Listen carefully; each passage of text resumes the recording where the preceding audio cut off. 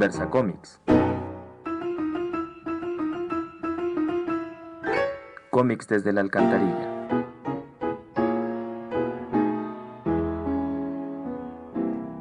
Buenas tardes, buenos días, buenas noches a todas, a todes, a todos. Estamos en nuestro episodio número 11 de Conversa Cómics con Alejandra Espino. Y con Alfredo, el Doctor Cómics, el Maza Guzmán. Este episodio lo vamos a dedicar a el cómic en las aulas. Cómics en las aulas.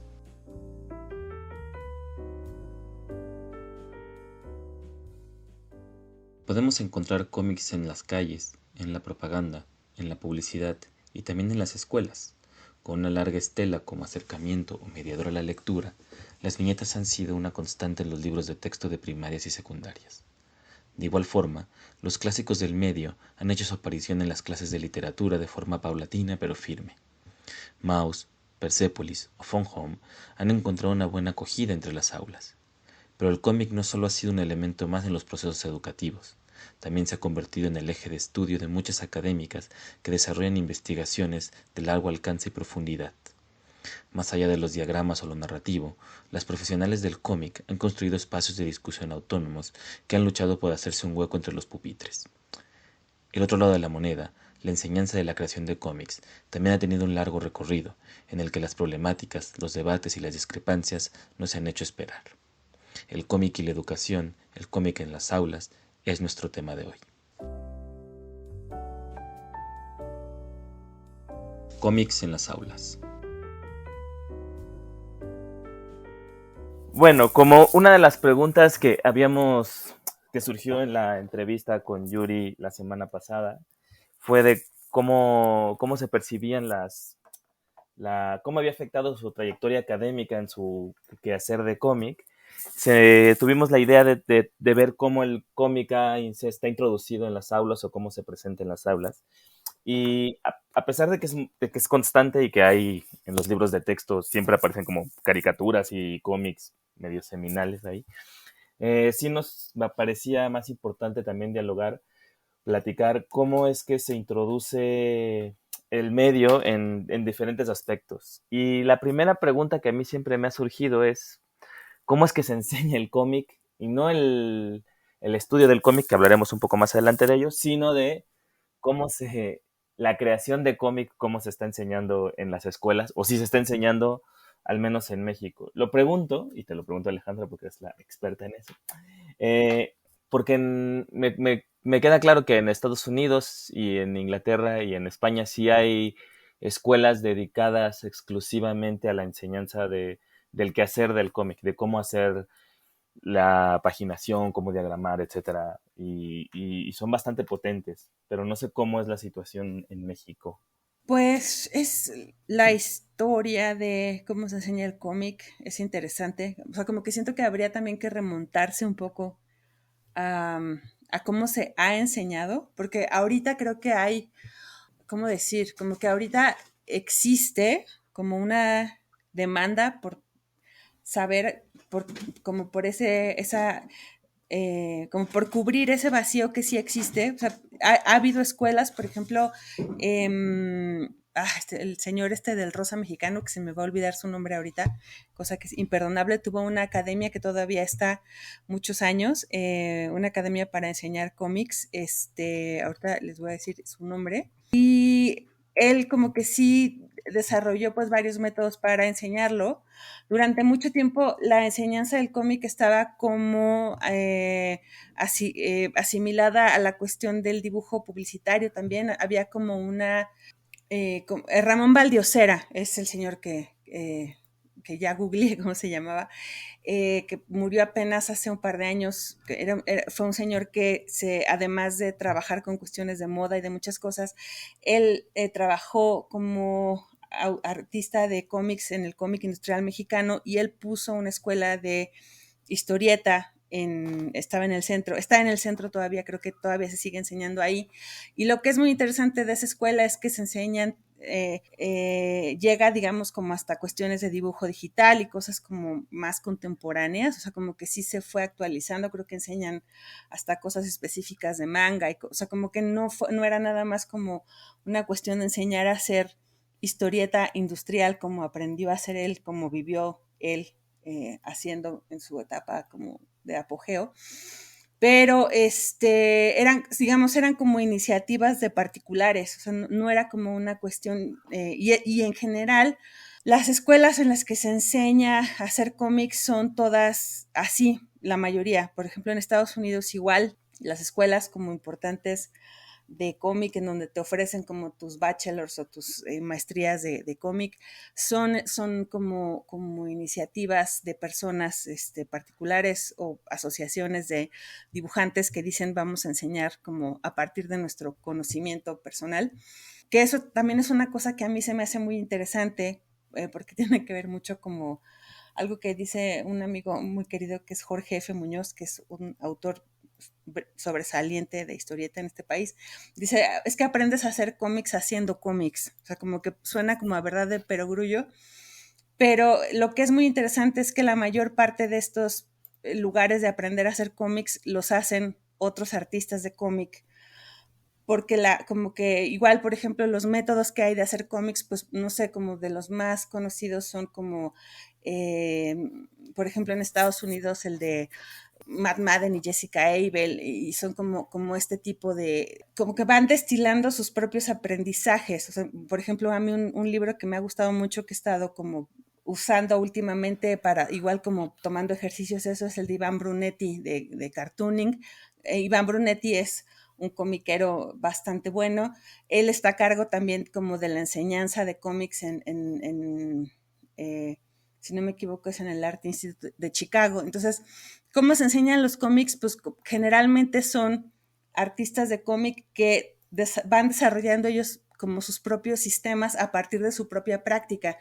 Y cuando lees estos libros te das cuenta que la mayor parte o cuando tomas clases con estas personas, la mayor parte de sus métodos salen de, pues yo aprendí a partir de esto, o vi a fulanito que hacía esto y se lo copié. Entonces, generalmente surge como de una cuestión de experiencia, no, o sea, como que sí hay métodos, por ejemplo, a partir de los libros que hizo Will Eisner o del libro que hizo como de algunas cosas que dice Scott McCloud en sus libros, o como por ejemplo hay un libro buenísimo de Juan Acevedo, que es un autor peruano.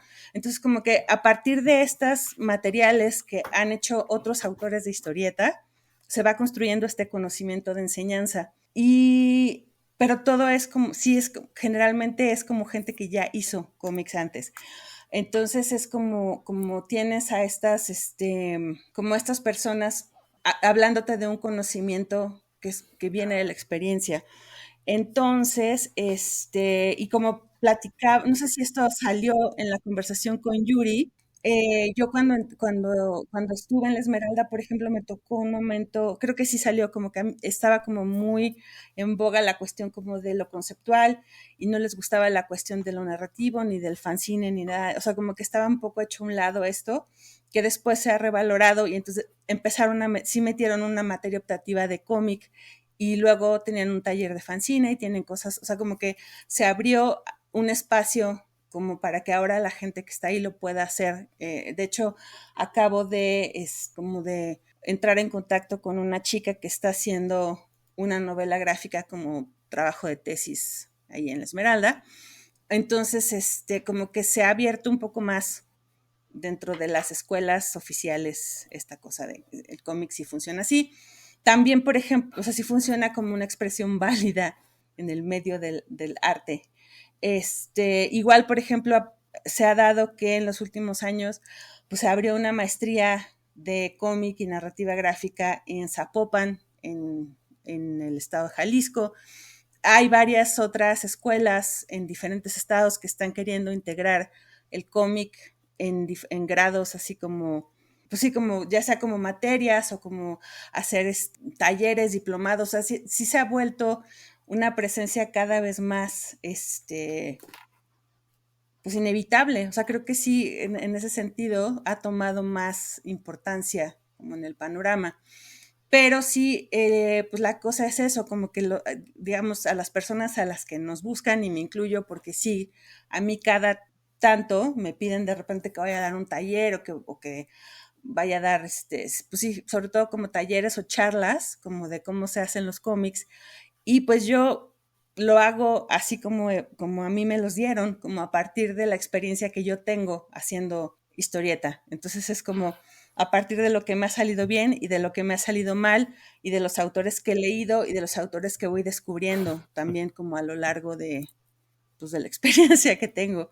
Entonces creo que sí es, no sé, o sea, como que viene también un poco como de que sí tiene un origen como históricamente los autores de cómic estaban más vinculados a la cosa industrial y entonces sí aprendían como, por ejemplo, venían del dibujo publicitario, venían como de este tipo de esferas y se tenían como este aprendizaje un poco como pues de taller, tal cual, de que iban a aprender ahí, como hacían sus horas de oficina o de estudio, como pues no sé, trabajaban en el taller como de, en algún momento hablamos como de Gabriel Vargas, creo que Gabriel Vargas tenía taller, o sea, como que trabajaban como asistentes e iban aprendiendo, o sea, el aprendizaje se hacía como esta usanza de taller de artista en un principio. Y solo se empezó a sistematizar, digamos, en tiempos más recientes. Y todavía siento que se está, apenas hasta ahora pues con la maestría de Zapopan o como con estas materias que se están tratando de armar en distintas universidades, se está sistematizando de otra manera, creo, al menos hasta donde yo entiendo cómo funciona. Claro, pero ahí a mí siempre me parece curioso porque como si es una cuestión muy creativa el cómic, ¿no?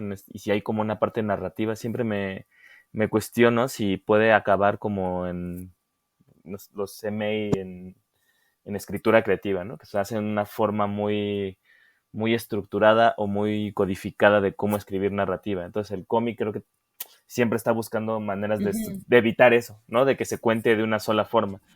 Y eso de los talleres así, me parece bien interesante, porque alguna vez lo que yo le escuché a Jessica Bell, ¿no? Que tiene el libro que decías, el de... Drawing Words y Writing Pictures. Ese libro lo escribe porque ella dice que siempre que daba talleres le parecía muy raro cómo muchos artistas llegaban a dibujar muy bien, o sea, que podían así diseñar casi como autodidactamente las páginas, pero que le parecía muy curioso que, por ejemplo, el lettering sí es como una cosa muy técnica, porque había como que un alumno, esa historia es bien bonita, dice un alumno que escribía todos los globos de texto, los escribía como en el siglo XIX, y decía, pues es que hay una cosa que es el lettering, que tú haces como tu tipografía ya casi en computadora o de otra manera la puedes integrar, pero si eso no te lo enseñan en algún lugar, puedes pasar toda tu vida haciendo cómics y fanzines, incluso publicándolos en editoriales grandes, sin saber que puedes usar unas técnicas, ¿no? Como que también hay una técnica del cómic muy, lo que decías, muy industrial,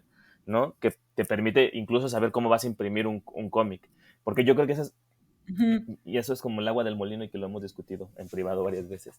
Cómo también la industria tiene mucho ejercicio sobre cómo se hace el cómic, ¿no? Cuando uno ve las impresiones, dices que si el dibujante o el artista no sabe, o el artista no sabe cómo se imprime, ¿no? O cómo se maqueta una página, cuando le entregan su libro o su ejemplar, usualmente va a ser malo. En México es muy mala la impresión de cómic. Entonces también ahí creo que estos esfuerzos universitarios o académicos o diplomados o talleres incluso de enseñarle a la muchachada a ver cómo se imprime una página, sí trae beneficios, ¿no? Pero ahí también lo pensaba, porque muchos de estos, sobre todo los diplomados, porque está el diplomado de la UNAM de Artes Visuales, que te titulas como con un diplomado de novela, Sí. le llaman novela gráfica, ni un diplomado de cómic, que te titulas con una tesis que es un cómic, básicamente, o con pequeños capítulos de cómic. Y siempre me queda la duda de que a lo mejor como que la academia también está jalando hacia un molino que no está tan padre, que es que todas esas tesis, todos esos trabajos que se hacen en las universidades, en los diplomados, se están encerrando en sí mismos, ¿no? O sea, lo que qué pasa con había un cómic que yo conseguí haciendo la tesis, había un cómic de una chica francesa que su tesis doctoral era una parte de investigación y una parte de una novela gráfica.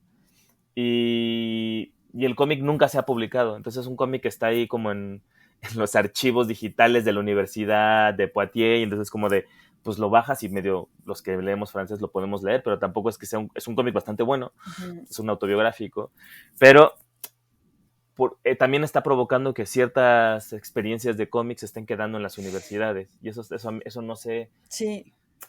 hacia dónde nos está llevando, pues. Pues creo que también tiene que ver un poco, hace un par de semanas que hablábamos, por ejemplo, de la cuestión del cómic cuando se está como, ¿cómo decir? Como en inglés tienen ese término como del cross-pollination, como, o sea, como esta cosa como de, pues, que yo, como en la introducción yo hablaba como que se está como contaminando, entre comillas, lo uso como en el mejor sentido, como con las artes visuales, como pensando el cómic en el museo. Alguien diría como que, oh, ya lo logró y llegó como ya logró llegar al museo y ya triunfó.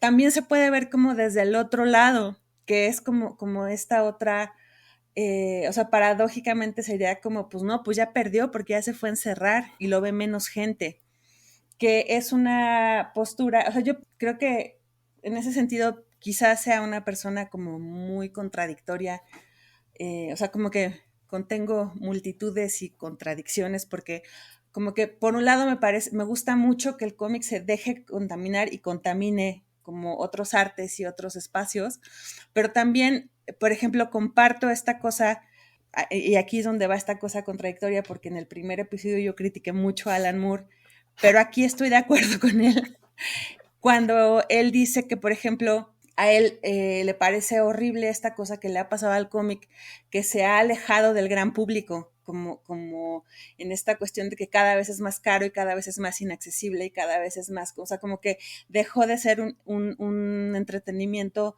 barato para la clase trabajadora, como en el sentido de la accesibilidad. Y siento que eso sucede, o sea, como de las desventajas de que el cómic se acerque como al arte visual y todo eso, pues es que se lo alejan, o sea, nos lo quitan, pues como en el sentido de que, y esto pues tiene que ver con un montón de factores, como, o sea, no debería ser, porque a los museos deberíamos poder entrar todos, pero ahí hay como toda una serie de temas que no nos toca discutir en este programa, pero pues que hablan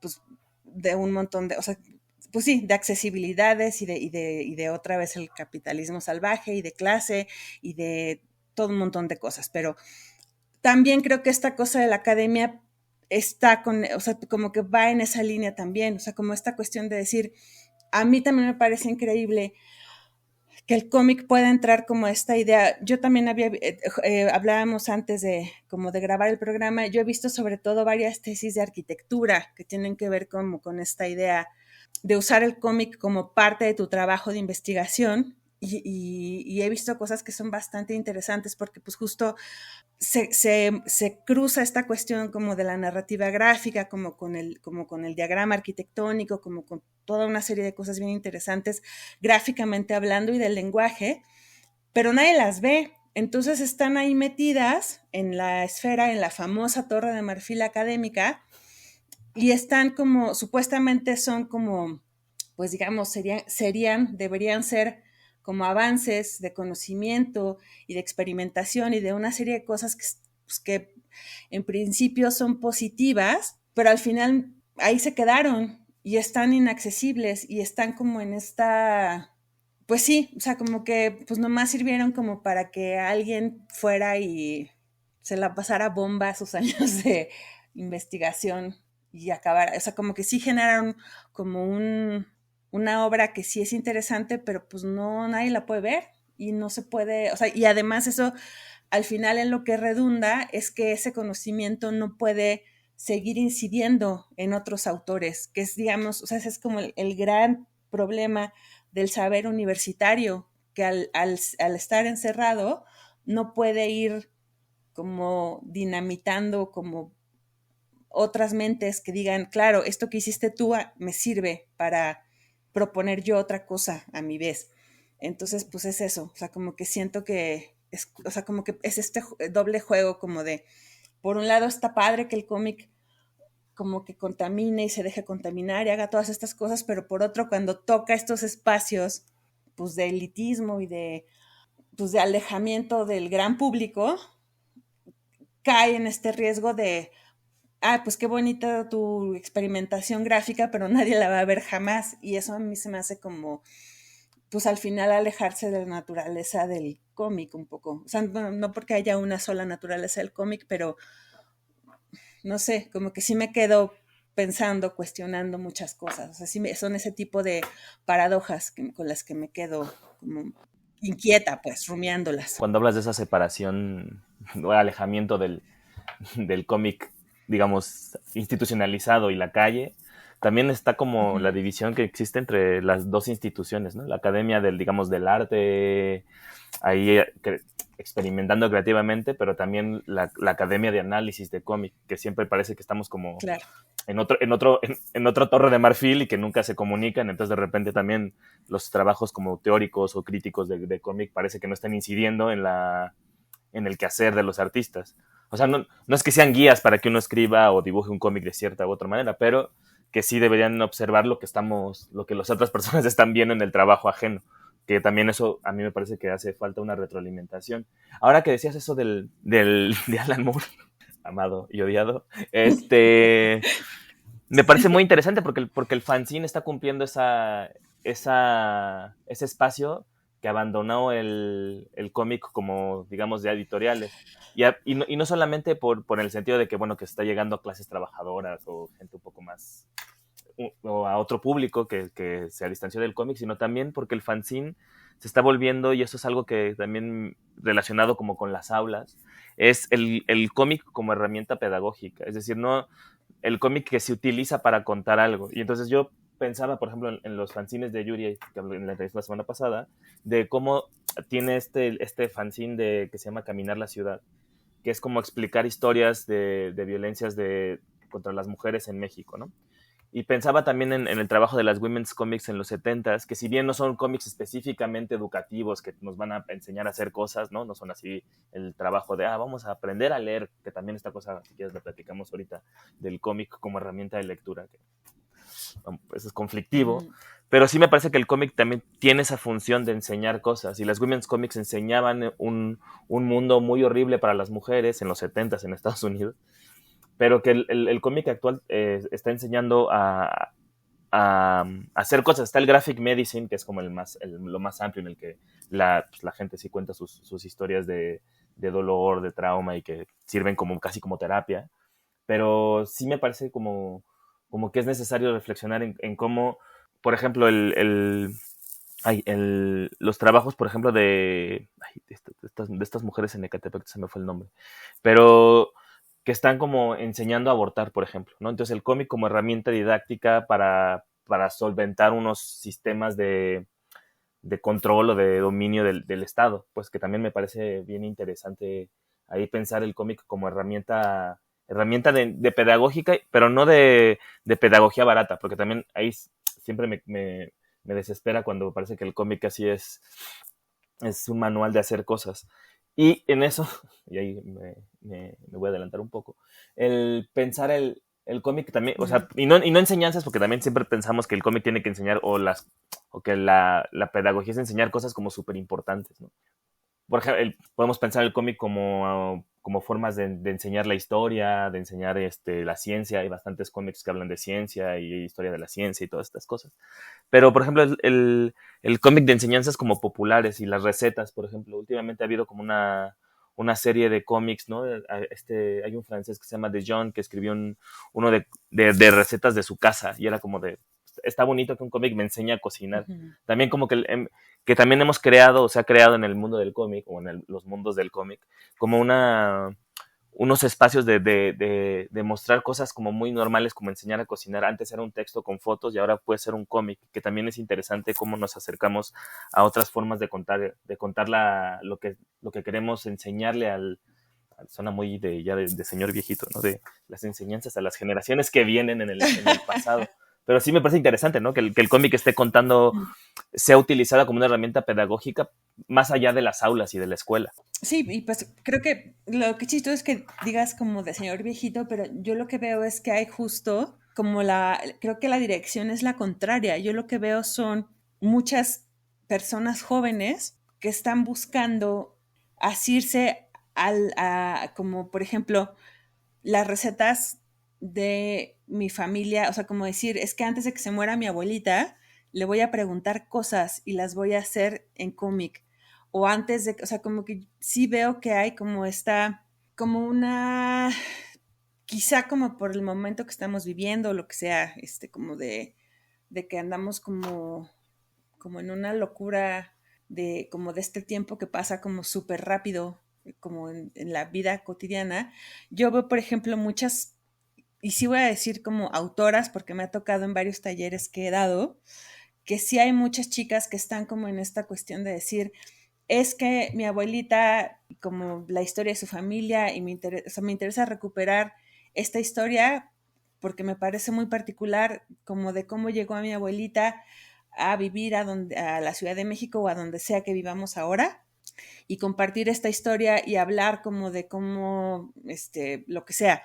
Entonces sí hay como como en este sentido, esta idea que no sé, o sea, que creo que estamos regresando como al episodio de lo documental, pero por ejemplo en el caso de las cuestiones de las recetas o como de estas ideas, ahí está como esta idea de compartir y de que no se pierdan. Pero sí lo veo como de una generación joven, como de decir, mi familia viene de esto y lo quiero transmitir como para que se siga compartiendo de alguna forma.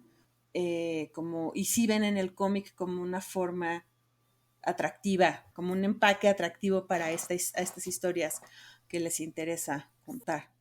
Y eso pues me parece interesante. Sí, es como el microconocimiento, ¿no? O pequeños Sí, saberes que muchas veces han escapado como de las instituciones oficiales, ¿no? Así en la sí. secundaria jamás te van a enseñar a recetas de cocina. Deberían, pero eso es el sistema educativo Y, no, mexicano. y que se enseñaban, o sea, que sí es una cosa que también, o sea, que además no es tan lejano, o sea, una gente 10 o 15 años más grande que yo, en la secundaria sí te daban taller de cocina. Mi mamá tenía taller de cocina en la escuela, es algo que se perdió, o sea, como que poco a poco nos han ido quitando esos vínculos con los saberes cotidianos, te daban costura, te daban como esas cosas que te servían, te daban carpintería y te daban esas cosas que podrían haberte servido como una cuestión cotidiana y que ahora tienes que pagar un taller de doméstica para que medio veas a alguien ahí haciéndose bolas,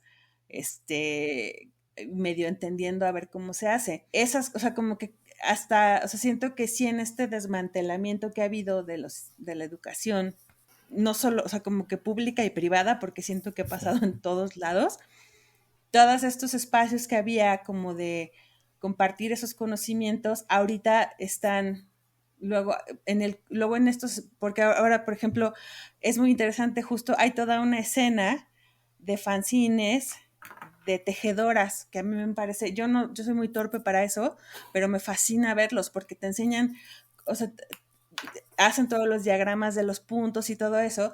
Y lo que es muy interesante a raíz de eso, pues es toda esta parte como de las comunidades que se hacen de bordadoras y de tejedoras que luego se vuelven sumamente políticas. Entonces, pues ya, como digo, nos encanta siempre terminar como en esta parte súper argüendera de todos los temas, pero pues es que así es, o sea, lo que sucede como cuando vas generando estas pequeñas comunidades es que al final terminas haciendo causa común con lo que te preocupa y pues se van haciendo como a la hora de compartir estas enseñanzas y a la hora que haces grupos de tejido, que haces grupos de costura y que haces todo eso, empiezas a platicar de lo que te preocupa y empiezas como a generar pequeños espacios de resistencia. Entonces es inevitable que pase eso. Y sí hay como estos pequeños micro escenas, por ejemplo, las tejedoras es una, o sea, yo he visto varios ejemplos de fanzines de tejido en donde te enseñan cómo hacer ciertos puntos y qué puedes hacer con ellos y todo eso, y pues son sumamente bonitos porque el dibujo tiene que ser muy claro para que entiendas cómo funciona esa magia que es el tejido, que para mí es inescrutable, siempre lo ha sido. y es como, o sea, ver esos fanzines, o sea, los fanzinitos de tejidos son una cosa que es bellísima. Y se hacen pues estas comunidades donde se cambian un patrón por otro y cosas así. Y a partir de eso, pues se hacen cosas muchísimo más grandes, como pues ya políticas y ya pelean por otro tipo de cosas y es como, es fascinante ver todo eso.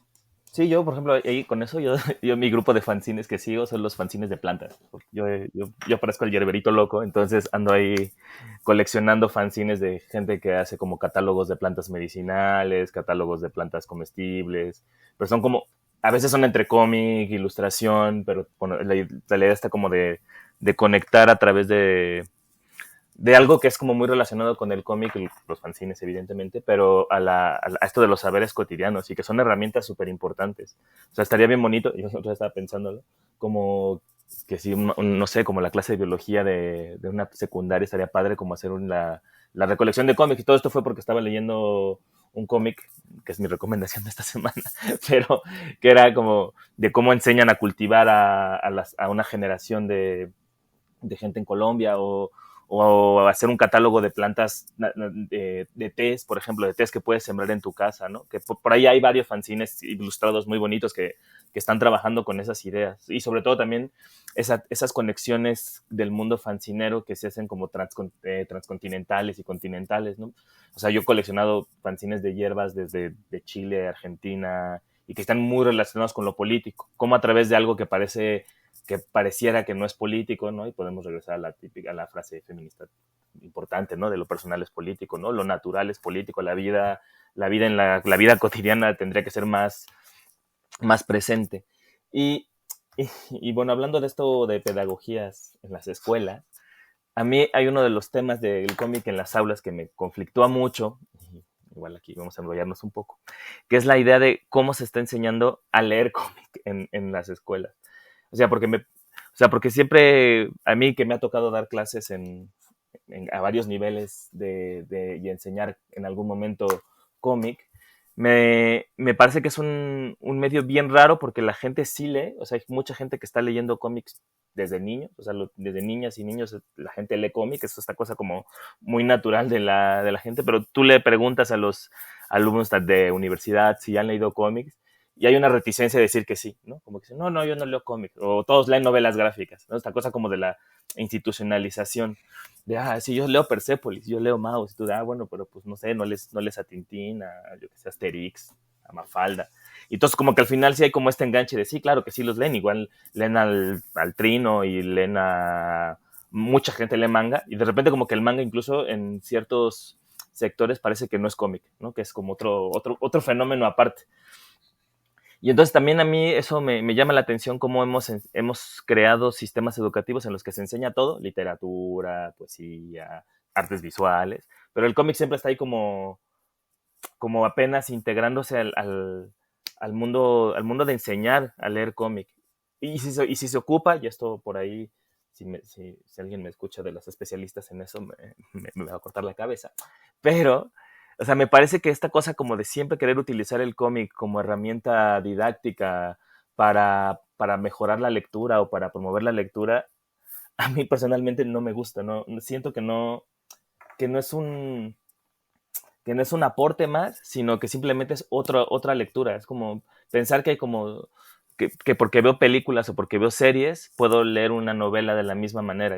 Y para mí no, o sea, mi entendimiento sería que el cómic es otro medio que necesita su propia lectura y su propia enseñanza en las escuelas, es decir, que nos enseñaran a leer cómics y que no tuviéramos que ser en todo, desde la creación autodidactas, pero también la lectura es bien autodidacta. O sea, cómo el ojo sigue las páginas, con cuánto tiempo me tengo que detener en una viñeta. O sea, no es que haya una regla, ¿no? Y que haya así de, bueno, si es una viñeta de 3x5, pues acá te tardas 10 segundos, porque si no la lees en 10 segundos, no la estás observando. Pero como estas intuiciones que todos y todas hemos tenido cuando leemos cómic, me preocupa porque, o sea, por cuestiones personales, trabajo muy de cerca con gente que trabaja en la educación en México. Y, y siempre que ponen cómic es de, completa la historia. Entonces es como de esta cosa casi como de lógica, de una viñeta va después de otra pero si la lógica del cómic es que el cómic no tiene ni principio, o sea, no hay un orden estructural en las viñetas, Esa es la gran magia del cómic, eso es lo que siempre hemos hablado, que teóricamente, y eso es algo que de la teoría del cómic, el cómic es agramatical, es decir, no hay un orden adecuado de las viñetas. No hay una viñeta que va antes, una vez después. Eso es simplemente natural de las artistas que están creando la narración. Y entonces, si en las escuelas se está enseñando que hay un orden lógico, ¿no? Y hay gente que exige que sí hay un orden lógico en las viñetas. Orden lógico en el sentido de siempre que tiene que ir en ese orden. Cuando a mí me parece que no, que el cómic es mucho más libre y que cuando se enseña como una herramienta de lectura, simplemente, que por un lado está bien, está alejando a los niños de la lectura, de las novelas y de la poesía, pero lo está acercando al cómic, que por otro lado, eso está perfecto, o sea, que haya más lectores de cómic, pero que también, porque es una cosa de la infantilización del cómic, o sea, si uno piensa y dice, en las escuelas se usa herramienta porque tiene dibujitos, y como es dibujitos es más simple. Y esta cosa como de hacer análoga la simpleza del dibujo con la simpleza de la. ¿Por qué es más fácil leer por qué tú crees que es más fácil? Bueno, tú no, pero ¿qué opinas de esa idea de que la gente hace una analogía es más fácil leer cómics porque tiene dibujitos? Y a mí es como de ahí me explota la cabeza. Y ahí sí digo, es que no es, o sea, yo ayer estaba leyendo un cómic que me tardaba un montón porque las páginas están bien complejas y decía, pues mejor me pongo a leer a Proust, me parece más sencillo, ¿no? Pues sí, pero pues es que es parte como de lo mismo. Es muy raro, es que es muy extraño, porque creo que es como otra de estas, como una de estas paradojas educativas y culturales en las que estamos metidos, porque por un lado estamos vivimos como en esta cultura que es como sumamente visual y todo el rato estamos como con la imagen para acá y para allá, y es como de las cosas que menos aprendemos a leer, como, como en el sentido de interpretar y de que en realidad de eso debería tratarse un poco la cuestión de como de la educación artística en las escuelas, como en los niveles básicos, más de que nos pusieran a hacer como a pegotear cositas y hacer como manualidades y eso.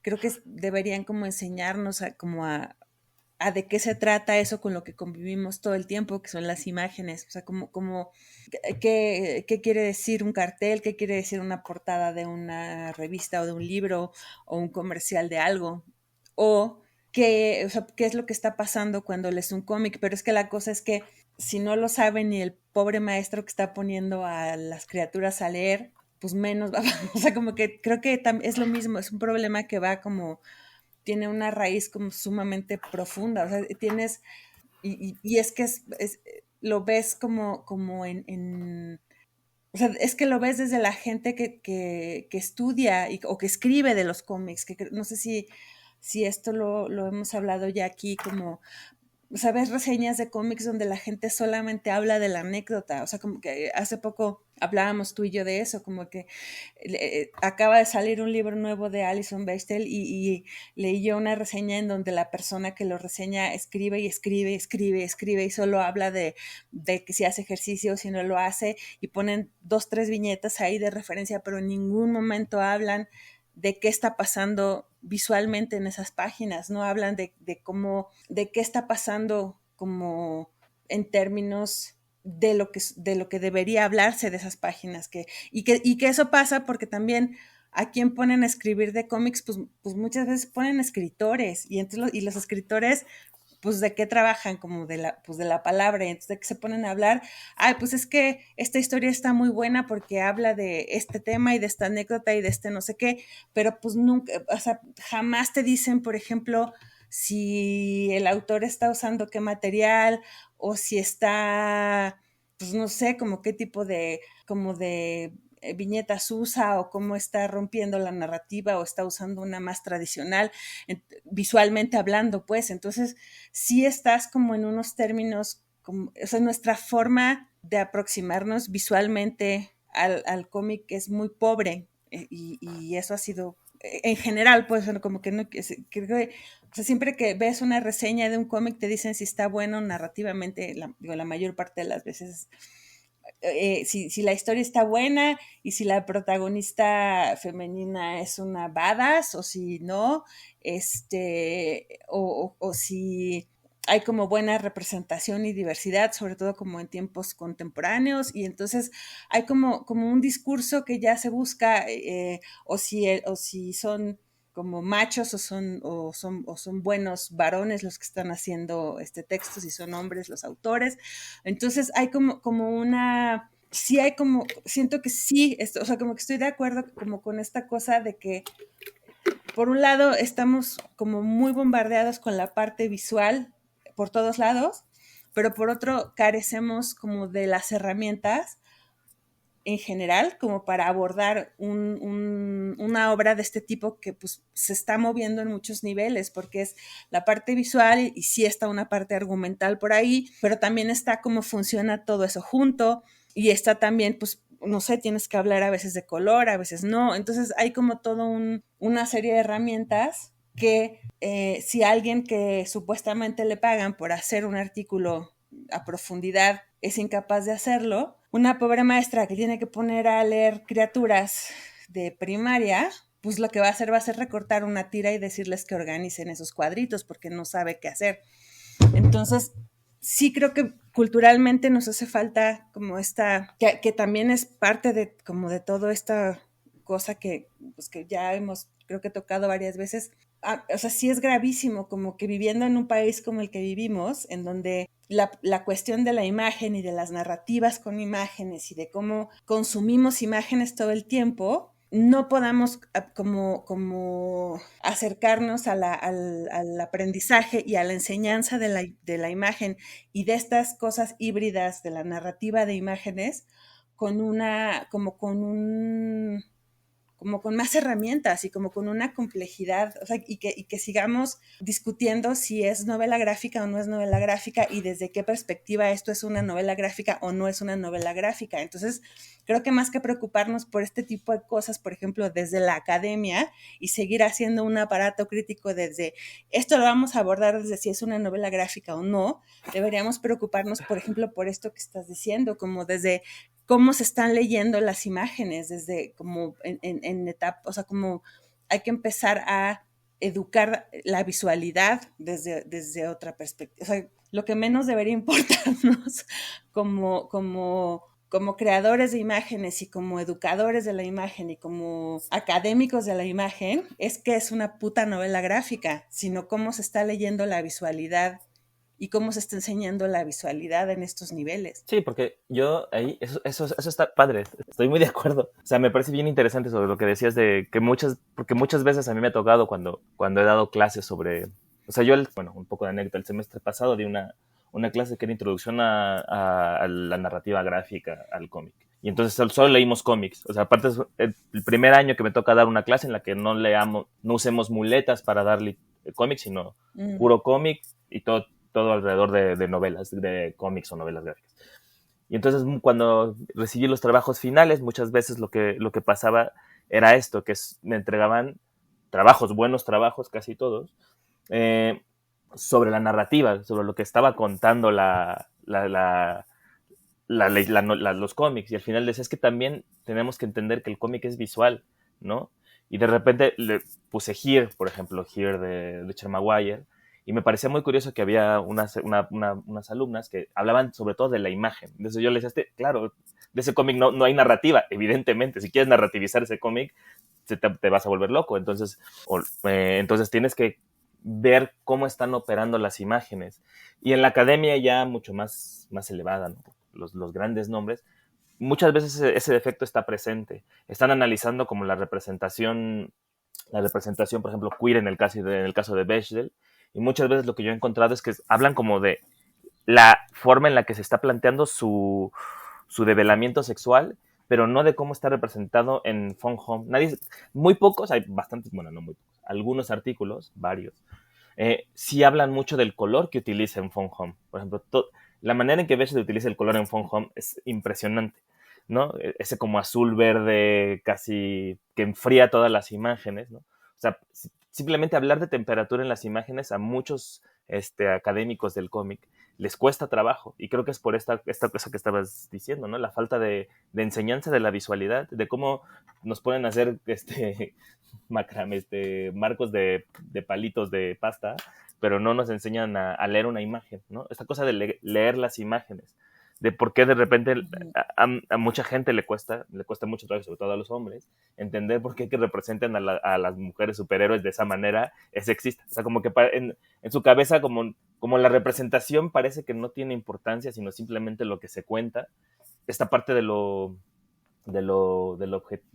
cómo está dibujado. A mí eso cada día me parece que la academia de cómic y los estudiosos y lo que decías, tienes toda la razón, tendremos que enfocarnos más en cómo se están mostrando las imágenes, ¿no? El Groenstein siempre lo ha dicho, al menos él sí, ¿no? Que dice que hay una parte de mostración, él usa la palabra mostración, ¿no? De cómo las imágenes están ahí diciendo cosas. O sea, muchas veces el cómic, lo que decíamos el día del cómic de arte, ¿no? El cómic puede ser aburridísimo, ¿no? Pero si las imágenes están evocando emociones, también están contando otra cosa. Las imágenes en sí mismas, a través del trazo, por ejemplo, ¿no? O sea, me tocó ver un programa, el programa, por ejemplo, de Prepa Internacional, incluye una sección de narrativa gráfica, de novela gráfica. Y entonces, cuando uno ve los libros, usualmente siempre están explicando la narratividad. Entonces, si tú en preparatoria estás enseñando a leer cómics simplemente por la historia, es muy pobre, porque el problema es, venía Maus y viene Persépolis. Y digamos que Persépolis y Maus, más allá de que yo ya les tengo un poco de tirria, pero que en general visualmente son muy potentes. O sea, la Satrapi, ¿no?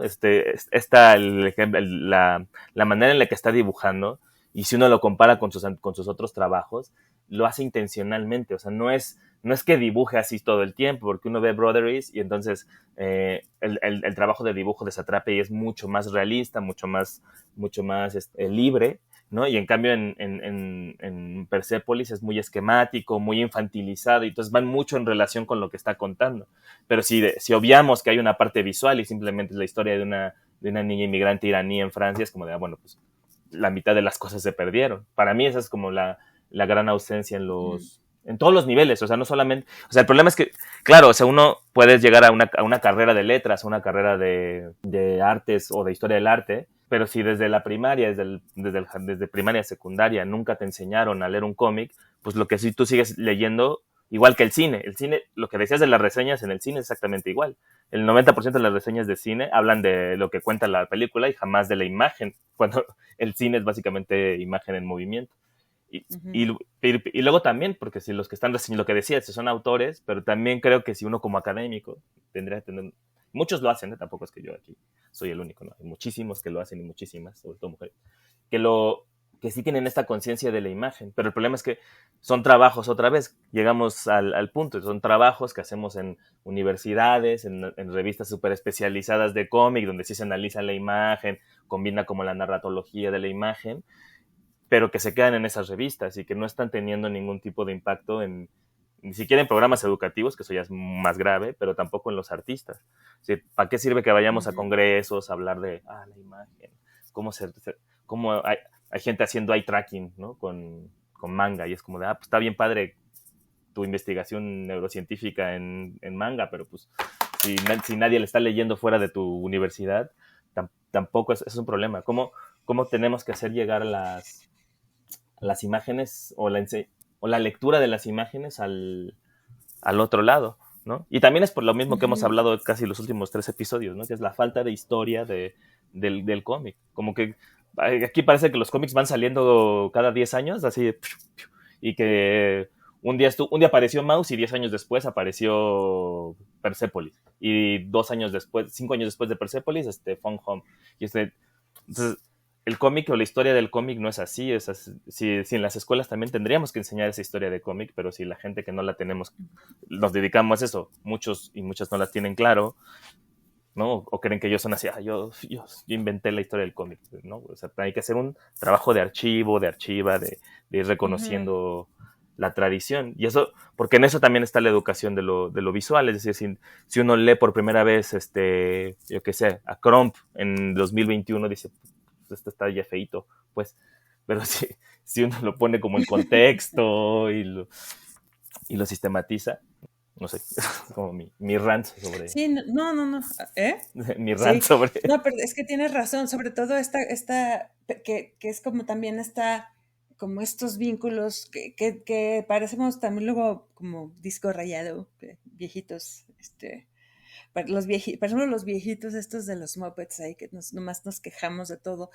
Pero creo que sí, este punto que tocas, digo, ya tocamos como esta cosa de, pues, de la falta como de, o sea, estas carencias que hay como en una educación más básica y luego esta cuestión como de la academia, pero ahorita creo que tocaste algo que es bien importante, que es como este desconocimiento de los propios creadores de lo que está pasando, como ya tanto en la academia como de la propia historia, que siento que sí es o sea, este desconocimiento de la propia disciplina, que era algo que hablamos la semana pasada con Yuri, que es, para empezar, pues estas ausencias como de ya sea, o sea, como provocadas o como estas pérdidas como históricas de, bueno, es que no sabemos qué pasa con las mujeres y no sabemos qué pasa con las minorías y no sabemos qué pasa como se requieren como estos trabajos que lo hablamos también, creo, no recuerdo en qué programa, creo que pues justo en el del sexismo, donde decíamos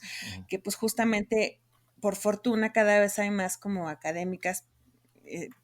académicos haciendo como estas labores de como trazando estas líneas, por ejemplo, de decir, bueno, es que no hay, o sea, no solo son los grandes hits como estos, o sea, que parece que esto que dices, ¿no? Como, bueno, es que estaban, o sea, solo estaba Mouse y luego está Persepolis y luego, sino que hay como, más bien es toda una red de personas que están antes de nosotros y al mismo tiempo que nosotros haciendo un montón de otras cosas y que ese es como como estas grandes ausencias que hay, que por ejemplo, una de las, o sea, ese sí siento que es como una gran ausencia que hay en México específicamente, como como unas buenas investigaciones como de que, o sea, ya no digamos, o sea, autoras es así, abismal, o sea, saber quiénes han estado, quiénes han sido, en qué áreas, o sea, porque ya no digamos, por ejemplo, las independientes, que ha habido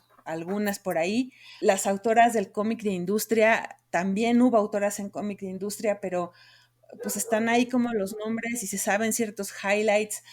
Hay o sea, como que siento y además pues entre más pasa el tiempo, pues el material como que pues es efímero, las señoras ya están cada vez hay menos porque pues ya son nonagenarias, entonces si quedan todavía dos, o sea, a lo mejor el próximo año ya no hay nadie, entonces es como, o sea, sí es como, a mí sí me genera mucha angustia cómo dejamos en México, cómo dejamos que nuestro pasado se pierda así como tan tranquilamente en ese sentido, porque sí siento que estas ausencias hacen o sea, por eso luego llegan y nos venden coco y sentimos que es así como, ay, no mames, qué bonito es México, porque, porque alguien sí hace la tarea de investigar y llegan como con una cosa así como medio barnizada de papel de China y te pendejean bien cabrón, porque mientras estuvo aquí todo el tiempo Pedro Infante, todo el mundo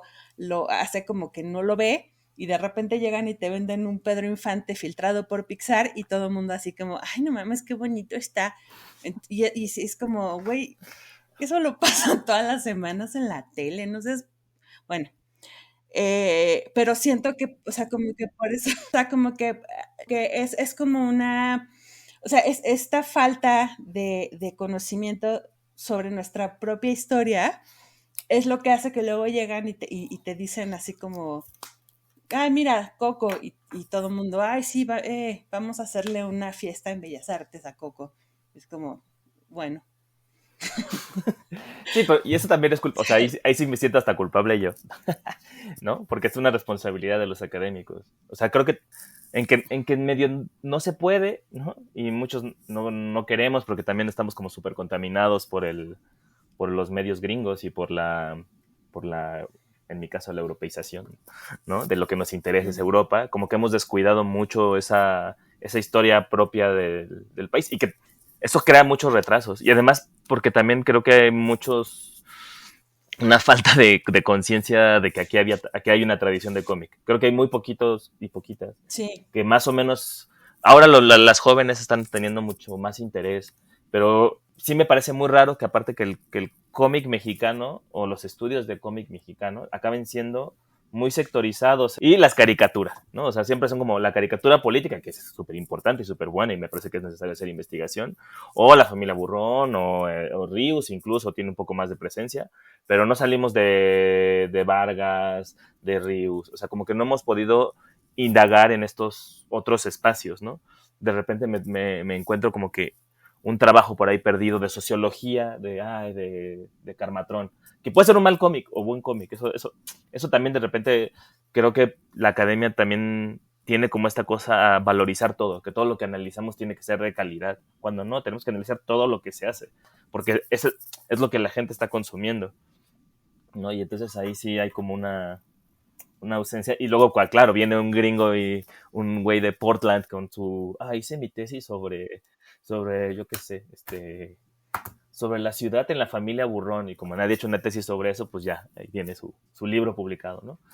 Y se lo compramos como oro, o sea, como de, pues, güey, o sea, el señor que vende, voy a analizar telenovelas, y tú de, güey, o sea, se ve que nada más viste tres capítulos, pues, pero bueno, tú sigue analizando tus telenovelas, al fin que aquí no valoramos las telenovelas. Pero aquí nadie lo hace, y Exacto. es lo mismo, por ejemplo, o sea, va a llegar alguien un día con un estudio sobre Yolanda Vargas Dulce, que, o sea, igual este señor de Ohio, que va a haber hecho un estudio sobre Yolanda Vargas Dulce, que aquí nadie hizo caso durante 50 años. Sí, ¿no? Pero que al menos y eso es algo que se les agradece a la UNAM, por ejemplo, que está haciendo el archivo al menos de los pepines, que son esta que decías, o sea, son talleres, o sea, la producción en los 40, 50 de cómic en México era tan grande que no me creo que solo fueran 2 personas dibujando, que eso es lo que parece que es la historia, los creadores eran los que dibujaban, y ahí hay una gente que estaba dibujando y que están en el anonimato, que habría que rescatar y ver quiénes eran esas señoras, porque seguramente muchas señoras dibujando, igual que en Estados Unidos, el trabajo que hizo Trina Robbins, que era, ¿no?, rescatar a las que dibujaban o dibujaban con nombres de hombre, porque la producción era inmensa. Que eso es, por ejemplo, por lo que a mí me da cosa esta cuestión de que no se esté, o sea, que de que esté dejándose pasar el tiempo así, en la forma en la que está pasando, porque por ejemplo hace 2 o 3 años se organizó un evento en donde vino Concepción Arreola, que ella estuvo casada con Manuel Moro, que dibujó Aníbal 5, y justamente señora de 90 y no sé cuántos años, en la charla que dio salió el peine de que sí, Manuel Moro dibujó a Aníbal 5 y él es el que sale con el crédito, pero ella, como esposa de Manuel Moro, también fue dibujante de Aníbal 5. Entonces, o sea, como que la cuestión es cuántos de estos matrimonios de dibujantes las mujeres también dibujaron y no están acreditadas. Entonces, ahí tienes un montón o sea, y Concepción Arreola creo que sigue viva. Entonces, ahí tienes como una serie de ausencias que como las mujeres ya se murieron, ya no hay nadie que te pueda decir digamos, esta nota al pie que te corrija la historia oficial. Y eso es como, digamos, esta labor que justamente, ahora sí, te voy a interpelar directamente, ustedes académicos por estar haciendo la 100ª tesis de Mauss o el 50º trabajo de Robert Crumb, están dejando que se mueran estas memorias vivas que todavía quedan. Bueno, ya nos colgamos un montón. Entonces yo creo que podemos dejarlo como ahí, y la gente que si nos escuchan por ahí, académicos, académicas, que puedan, o sea, que no tengan como temas de investigación, sepan que por ahí están y que pueden ir como nutriendo estas ausencias que necesitamos que dejen de serlo. Sí, estoy ahí, concuerdo al 100%. Ya vamos a las recomendaciones.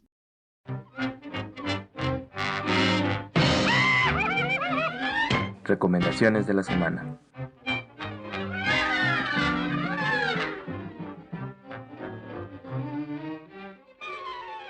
Bueno, después de un pequeño regaño, vamos a las recomendaciones. ¿Qué nos traes esta semana, Alejandra?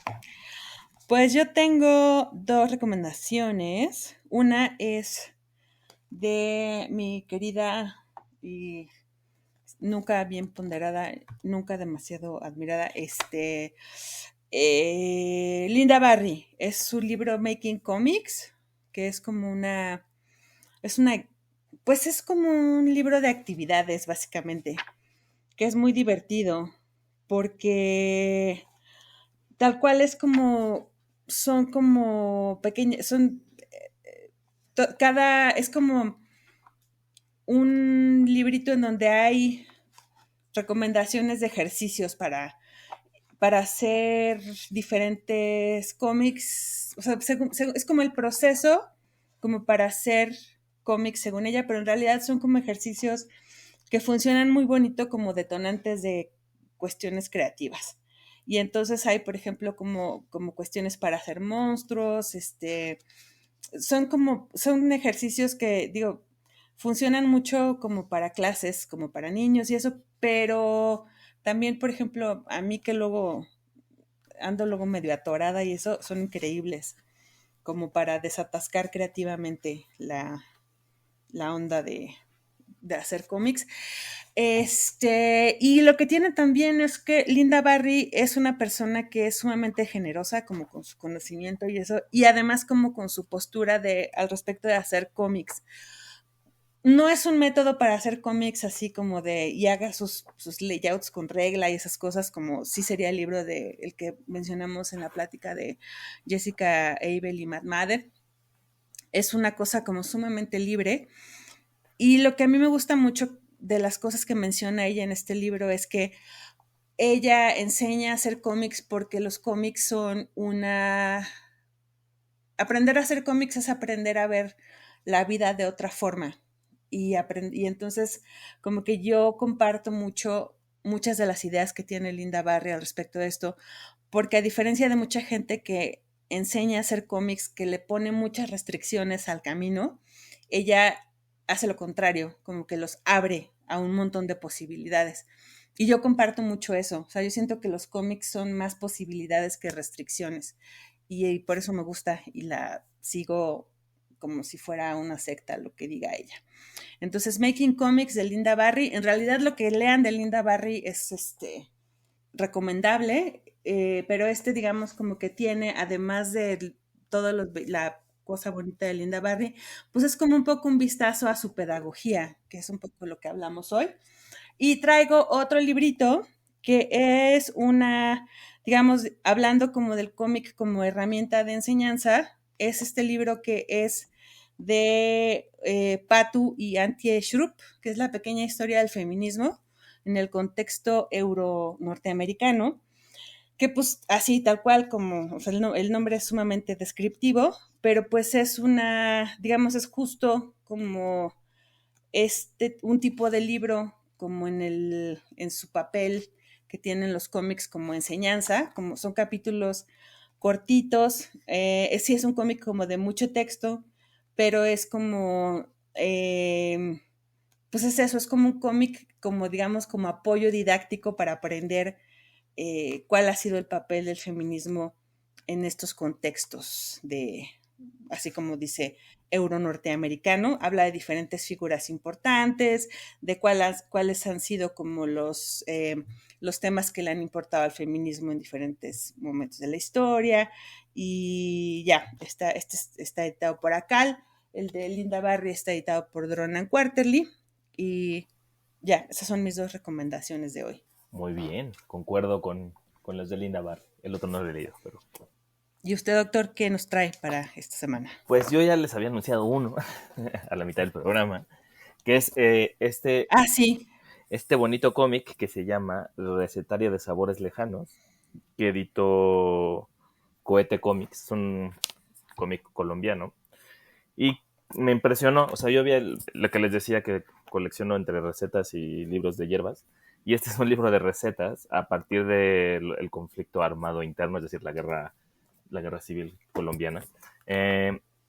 Y lo que es como un trabajo muy interesante porque son un grupo de investigadoras que trabajan sobre los alimentos en diferentes regiones de Colombia. Y luego los guiones todos los hace Pablo Guerra, que es un conocido editor de cómic colombiano. y cada una de las historias está dibujada por un artista diferente. Entonces, vale la pena porque son como un acercamiento muy sensorial y muy emotivo a recetas básicamente todas, casi todas ellas imposibles de cocinar en México, pero que se antoja comer y pero que están muy bien narradas desde muchos aspectos. Y en esta cosa de lo que hablábamos de la visualidad, me parece que es un bonito catálogo para ver cómo abordar historias similares desde diferentes formas en esta cosa de que el cómic no tiene límites, sino que es esta cosa como de libertad. Hay unas historias muy potentes, ¿no? A mí la que más me gusta es la que dibuja Miguel Vallejo, que es Basurita, que es preciosa, sobre un pescado, y la introducción la manera en la que usa el color es bastante asombroso. Y el otro que les traigo, bueno, es bastante emotivo y recomendable. Y el otro es un cómic que no es tan potente, digamos, narrativamente, pero visualmente es muy, muy bonito, que es de Marcel Richards, que yo soy muy fan de su trabajo. Richards es holandés, si no mal recuerdo, o sea, y les traigo la recomendación de El Bosco, que es la vida, no es la biografía del Bosco, sino que es la, su proceso creativo de 4 o 5 pinturas, ¿no? Entonces, como en el, ¿cómo se llama?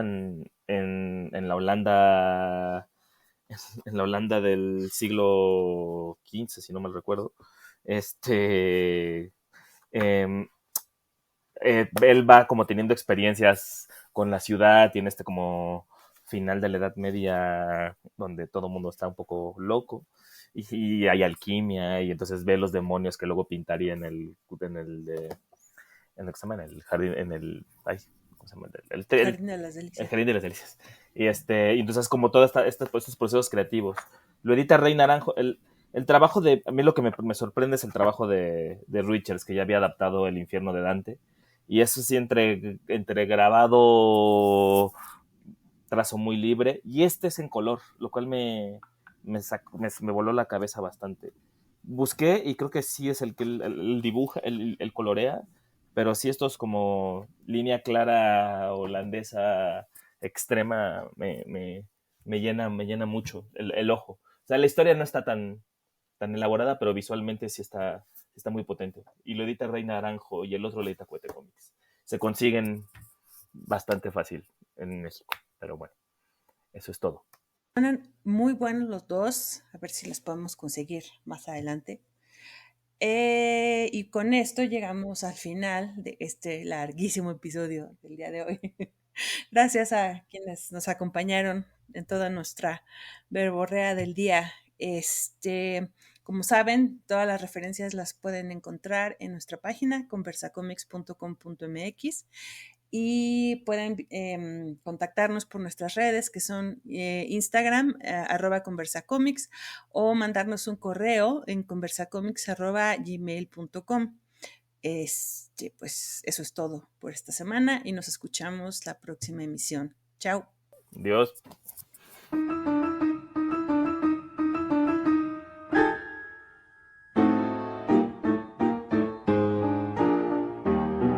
Conversa Comics. Cómics desde la alcantarilla.